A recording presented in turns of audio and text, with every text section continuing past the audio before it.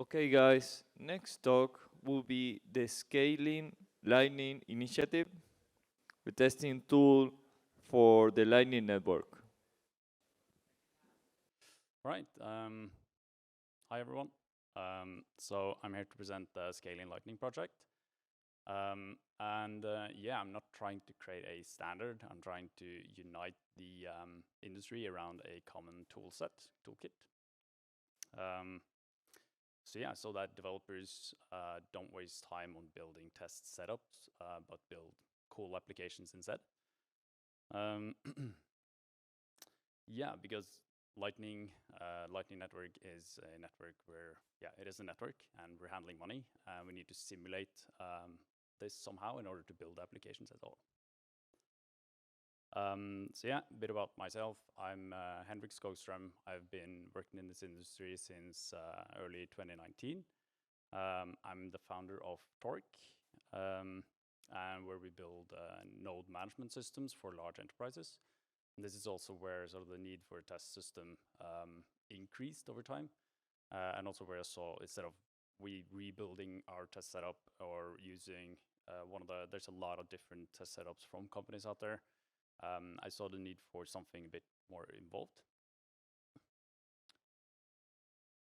I'm not close enough. Okay, yeah, no, I can just. Okay.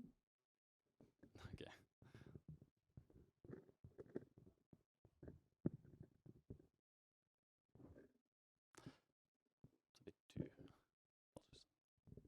All right, can you hear me now? Cool. All right, apologies for that. We build node management systems, and then of course we need to have more test systems with more data, more going on. And our own system was built in a way where it got more and more messy. So we started to look at rebuilding them, and I started looking at inspiration from other things in the industry. Let's see. Yeah, so that being said, I would like to point out that Scaling Lightning is not part of Torque. It's not a Torque thing. We are essentially trying to build a industry initiative. So nothing from Torque is part of Scaling Lightning. But Max Edwards, who's the lead maintainer on it, used to work for Torque. We can't support him alone, so we're going to get back to that, where we hopefully get the industries to support him a bit. So just want to make a note of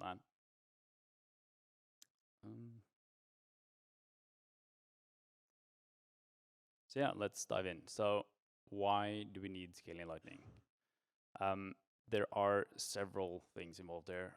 There are several unknown things about scaling in Lightning. For example, so how many payments can route through certain nodes? What happens the day that Call of Duty adds the ability for in-game payments with Lightning? Does the world catch on fire then? We don't want this situation. Companies can, node vault providers can shut down.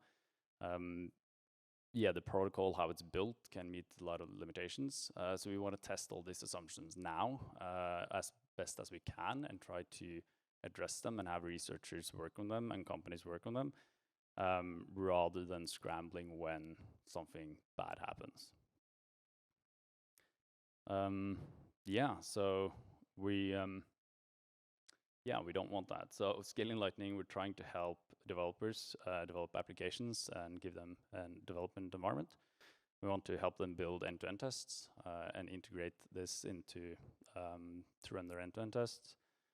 We want to help researchers. We want to help implementations to test cross interoperability, and we want researchers to have a starting point that is much faster, so that they can just write their research and not write the setup for it. Lastly, we want to contribute to creating an active signet where there actually is activity and that most companies participate in, and so on. Also, we have heard about Polar, and we heard about a lot of these other projects. We took a look at it and considered continuing on it or not, and we decided not to. And hopefully by the end of this presentation, it makes sense why we didn't.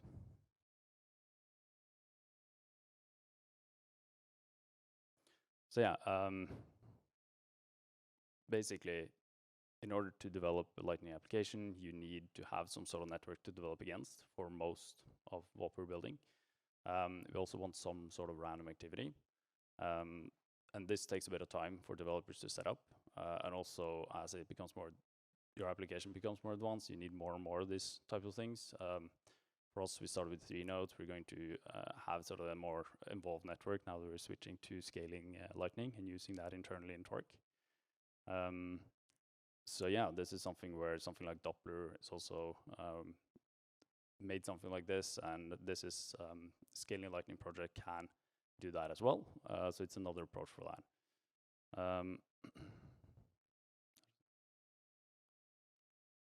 Yeah, we want to help build end-to-end tests. So the network should work so that it spins up separately, and you can use a library to create end-to-end tests with the scaling Lightning project. There's been a lot of different approaches here. We've seen a lot of the companies using Docker Compose or using scripts to create sort of containers running with the desired networks, and it quickly becomes sort of a duct-taped solution as this grows and grows, becomes unmanageable. Yeah, so that's why I'm going to come back to that, but that's why we chose Kubernetes for this, because when you use sort of these scripts to create these networks, you essentially start to mimic what Kubernetes does, what Kubernetes Helm file does.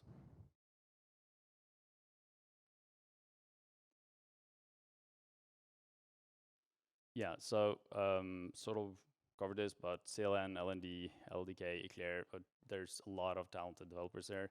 Software is amazing, but there are still interoperability problems, especially when applications crash or nodes goes down in the middle of actions. So this is something where we want to help these to test these things easily, and also for people to say like, oh, in this situation, it didn't work, and here's the proof, by quickly spinning up and setting up that scenario where they create a hold invoice,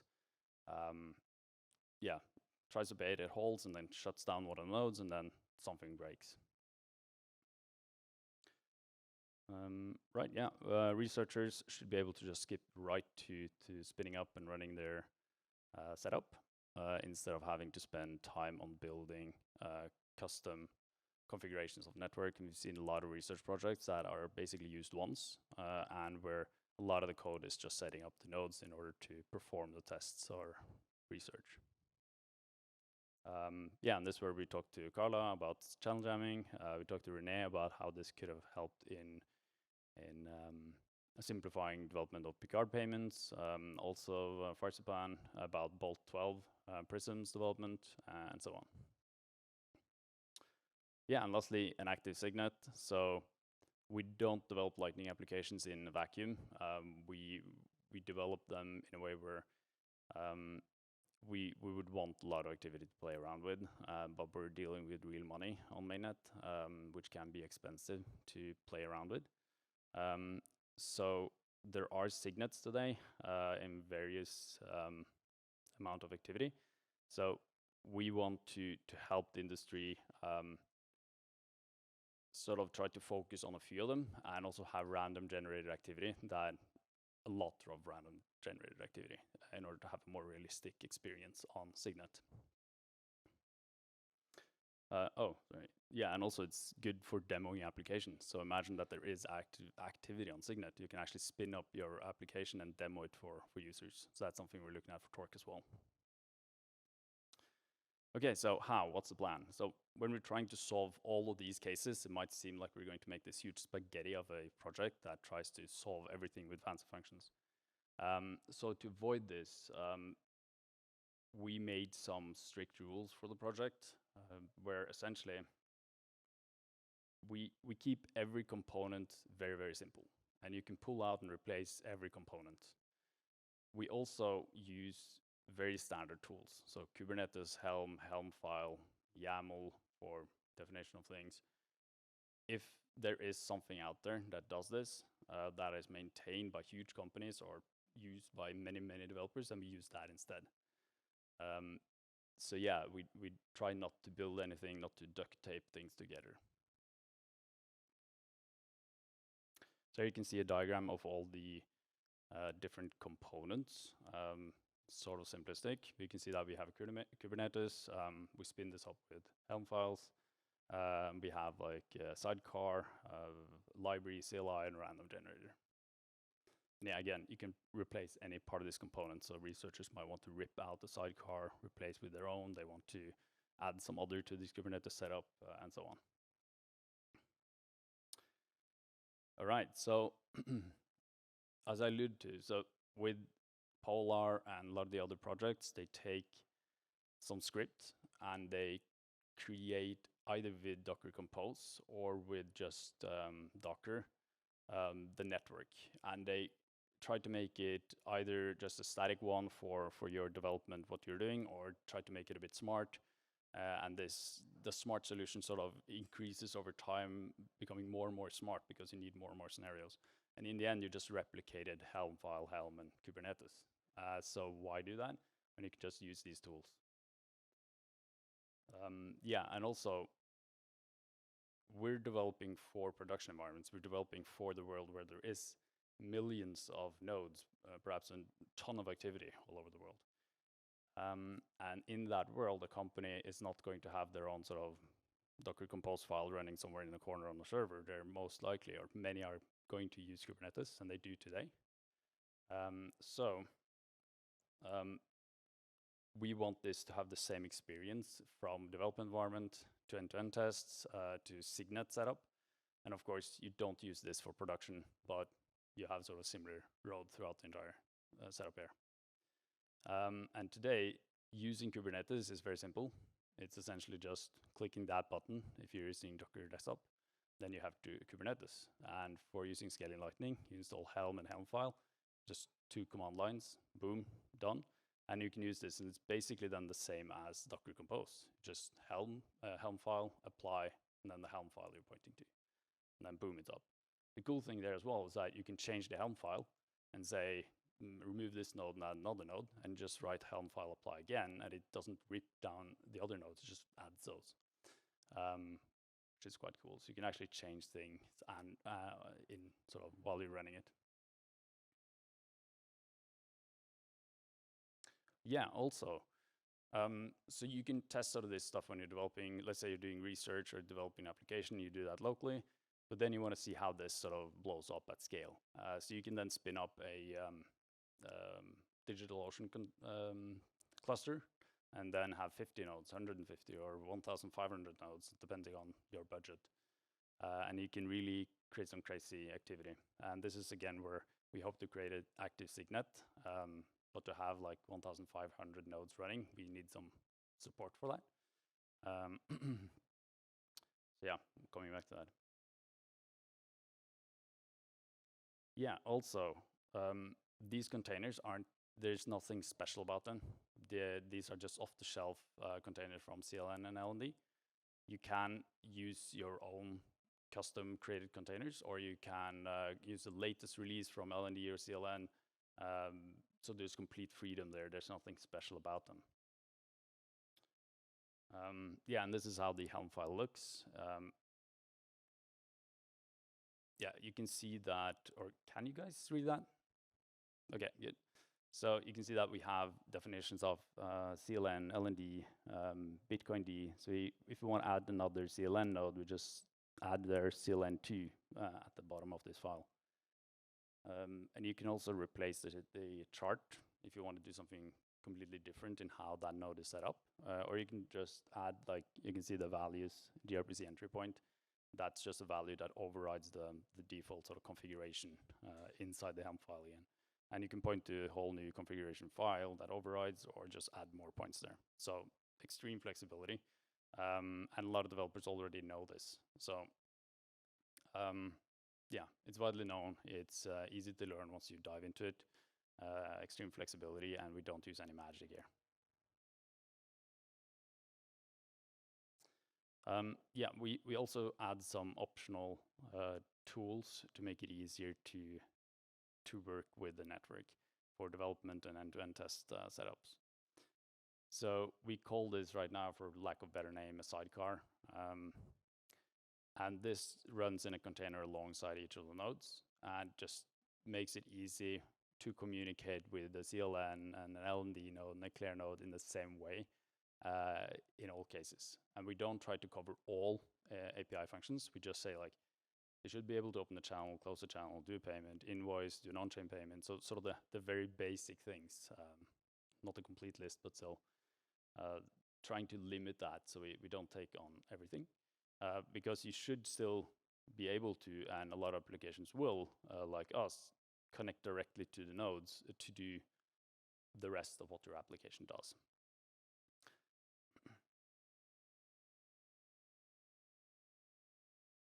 Yeah, and the way this works is with CLN and LND at least, it just connects with gRPC and then exposes its own simple gRPC that is uniform. Right, so another thing there is with this sidecar, we can allow it to open access to the internet with this. So if you're running on Signet, we can actually say that, okay, these nodes are actually something where you can connect to it and say like, please open a channel to me.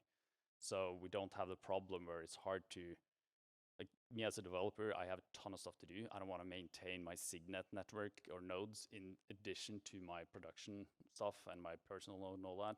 So by having this setup, you can actually ask nodes on Signet to just open a channel to you or do a payment to you. So you can play around a bit more.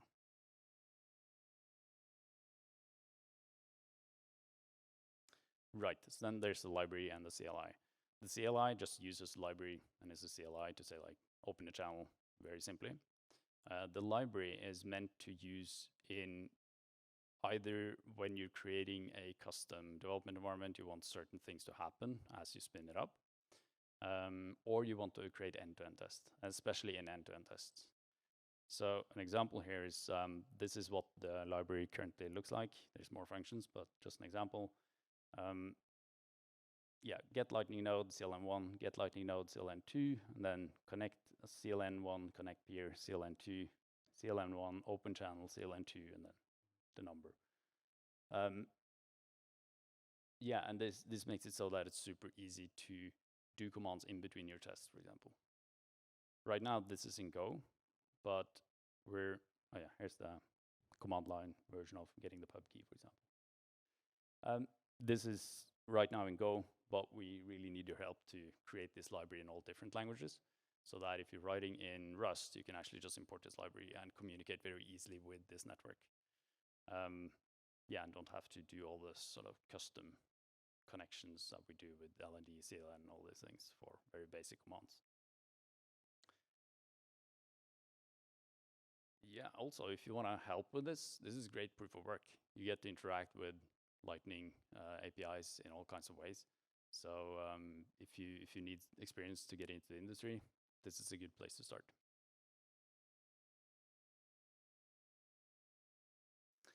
Right, we started implementing scaling Lightning in Torque and started talking about like what we can replace and strip out of the old system in order to see how this project looks implemented. And I saw that, oh, it's still a bit messy.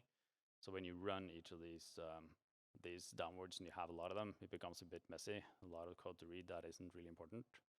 So this is somewhat similar to Doppler, except that there's not really any logic in there. There's no loops, there's nothing like that. And we have separated out where Kubernetes and all this takes care of spinning up the network and all that. This is simply just a list of commands, functions that you want to run instead of writing Go code or whatever. So here you said just YAML file. Here I have like inline YAML essentially. Open channel, open these channels, and we name the channels. We connect these peers, we close the channel, and we use the name of the channel there to close it, and so on. And this makes it just super compact to write a ton of actions that happens right before you do tests. So you can see that I run the actions and then I do my tests.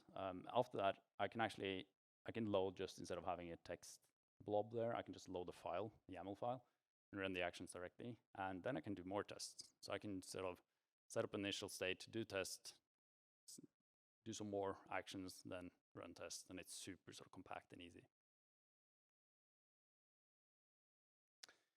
Yeah, also because the project is built the way it is, with very simple components, replaceable things or addable things, you can just connect Doppler or something like that and use Doppler languages if you want to use that to interact and create sort of random activity here. There shouldn't be anything that blocks you from doing that. Yeah, that was sort of the point of this slide. But 5 minutes? Okay. Good. Okay, so yeah, we're striving to have sort of no magic. Everything is optional components. You should be able to connect directly to whatever with REST or gRPC. So yeah, no magic. Random generators. So a network without any activity is quite boring for development and limited use case for it. So we looked at how we can create random activity, and we decided on something we call personas. With personas, we define different personalities of nodes. So for example, Bob the Pleb, Alice the Pro, Lenny the Loop, Kevin the Kraken, Mike the Merchant. Instead of these behaviors is something if you're working in the industry, you can somewhat relate to how they might behave. And there's two approaches to creating them. One is to have like a probability-based behavior. So you're saying you take a look at how the network works and how different nodes in the network behave today, and you define a persona that does this activity a bit on random. Or you can just simply create a list of actions, like something like Doppler. This is not complete yet. The architecture is not really complete either. So we're not exactly sure how we're doing this, but we wanted to be able to scale up, so we can just add a lot of these nodes with a lot of personas. So we can, for example, take 10% of the network, see how the real network today behaves, and make like a representation of that network. So 1,500 nodes with a distribution of nodes behaving in a certain way.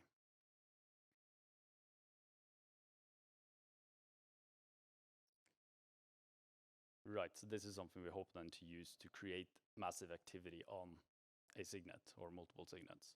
So if you have 1,500 nodes running with different personas, that actually becomes quite useful signet, in my opinion. Right, so I'm up here speaking, and I basically defined the initial architecture, but Max is the one working on this. He's been working on this for months, building out everything here. We would really appreciate if somebody wants to help out with funding him, so he can continue doing that. Because we're trying to prepare and help the industry prepare for the inevitable boom, and we don't want the network to blow up or applications or companies to blow up when that happens. Yeah, we also want developers to contribute. It's a great way to get started, getting proof of work. So anyone who has also contribute in a way that you install it, you try it out, perhaps try it with your project and give us feedback on what doesn't work and what works, and also what use cases you'd like to see this used for. Right, basically, please help Max feed these cats. They're very hungry now after 3 months, and Max is also quite hungry.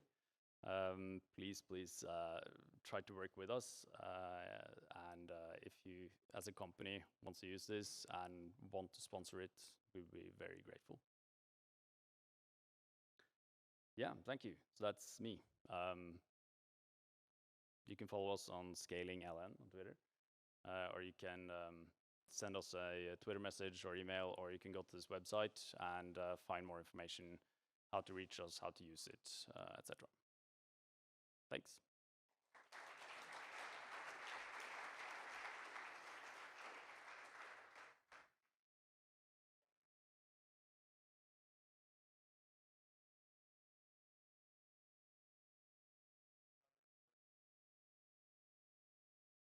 Yeah, if you have any questions. come up there.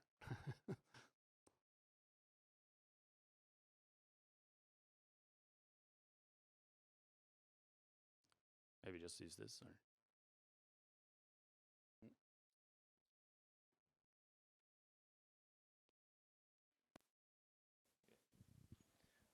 Ready. Any questions? Yeah. Sponsor the project. So as far as data collection would go for a one of these use cases, like the Picard payments or jamming testing, would you envision doing this on like the signet, or would this be like a local setup? And how would you use it to collect useful data, I guess? yeah, so it depends on the researcher.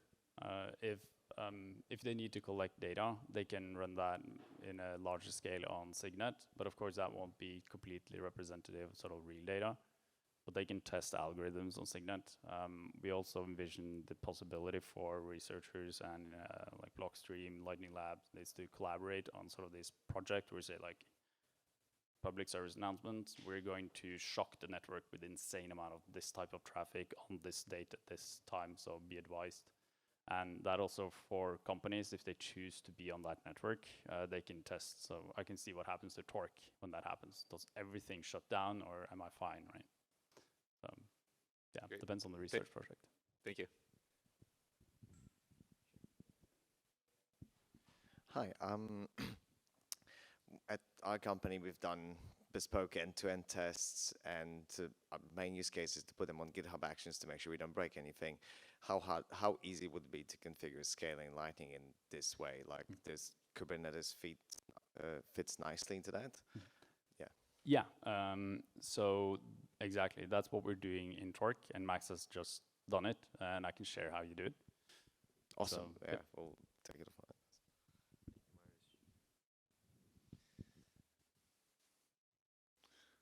Other questions? Good, thanks. Thank you, guys. Next talk will be, are ordinals legit? Kind of controversial, seems to be. So be around.